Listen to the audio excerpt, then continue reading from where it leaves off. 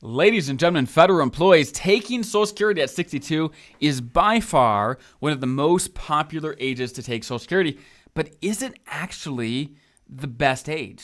Sometimes it is, sometimes it's not. Today we're going to talk about the situations, the scenarios where it is the perfect time to take it and when it can be a huge mistake to take it at 62. There's no one size fits all. And if you're new to the channel, welcome. My name is Dallin Haas. I'm a financial planner. I help federal employees maximize all their benefits, their investments, taxes, all of those things every day, and I love it. So let's talk about it.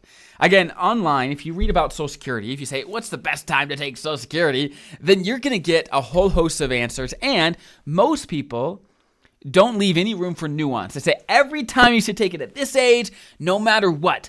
And simply put, what I found is that's nonsense.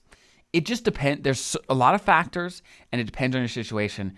If you take it at the wrong age for you, it can be super detrimental to you and your spouse, depending on how things are structured. So let's talk about it. Number one, let me walk you through a couple scenarios where taking at 62 might make a ton of sense.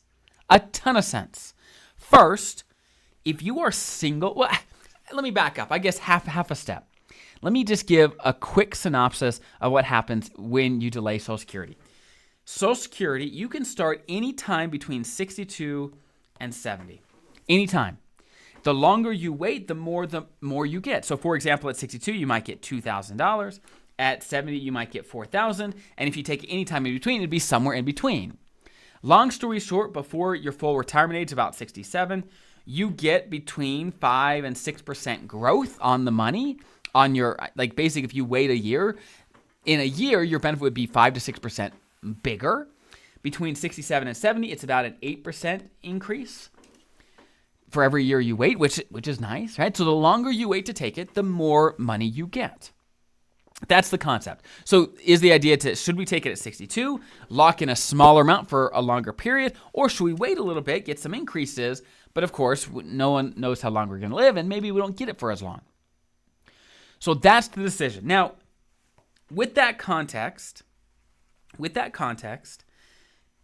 here's a scenario where it definitely makes sense to take it at 62. Number one, if you are single and have health issues. If you're 62, you're single, so you don't have, let's say, a spouse to worry about or anything like that. And you say, look, I've got these health issues. I'm probably not going to live to standard life expectancies.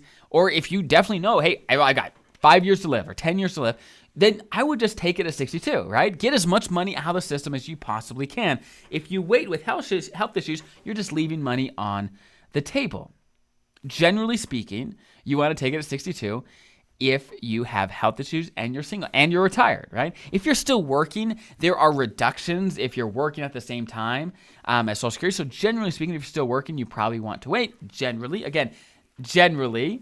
But if you're single and have health issues, take it right away. I think that's a no-brainer. Now, what happens if you're married? How does that change things? Well, it does change things, and this is why. Because being married, your benefits start to get entangled, and they start to impact each other. Let me give an example. Let's say there's one spouse whose benefit is $4,000 a month, and there's another spouse whose benefit is $2,000 a month. So one spouse made a lot more than the other. Their benefit's just a lot bigger. Basically, let's fast forward. Let's say these people are now old, right? And one of them passes away. Let's say spouse one with the bigger benefit dies. What happens to their benefit? Does it just go away and spouse two is left with their smaller benefit? No, that's not actually what happens. What happens is even if spouse one passes away, their benefit it's sent over to the lower earning spouse, and the lower earner loses their own. Basically, this is a simplified way of saying it, but this is how it works, okay? And so the higher earner's benefit doesn't just last their lifetime, but also their spouse's lifetime if their spouse outlives them. So when the higher earner in a couple takes it, matters a lot more. Because if, let's say, spouse one, this higher earner, had taken it early at 62, instead of $4,000, they now get $2,000 a month. They lock that in for their lifetime and also their spouses. And if their spouses, let's say, a lot younger than them, then that could be really detrimental. It leaves their spouse with a lot less income if they were to pass away. So, long story short, if you are married, you not only have to look at how, when you take it effect, impacts you, but also your spouse. So, generally speaking, if you are married, Okay, you're married.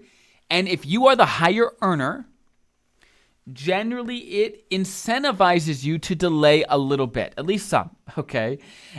Generally, again, there's always exceptions, but generally that's the case because your benefit lasts your lifetime and your spouse's. However, if you are married and you're the lower earner, it generally incentivizes you to take it early. To take it early at 62 or when you're done working, whichever sooner. And the reason you're incentivized to take it early if you're the lower earner in a married couple is because your benefit doesn't last both of your lifetimes. Actually, when one of you passes, yours drops off anyway, and the bigger one sticks around. So generally speaking, if you're the lower earner, generally it makes sense to take it at 62. So those are some of the factors when thinking about Social Security. Obviously, this is not comprehensive. There's so many different scenarios, like different age gaps. What if the higher earner is younger? This, that. There's so many scenarios. It's impossible to cover them all. But these are general principles to think about when taking Social Security. So the one thing to remember is there's no one size fits all. You got to take responsibility for your decisions. Say, okay, I'm not just following some guru online on this. I'm thinking about my scenario. Does this make sense for me?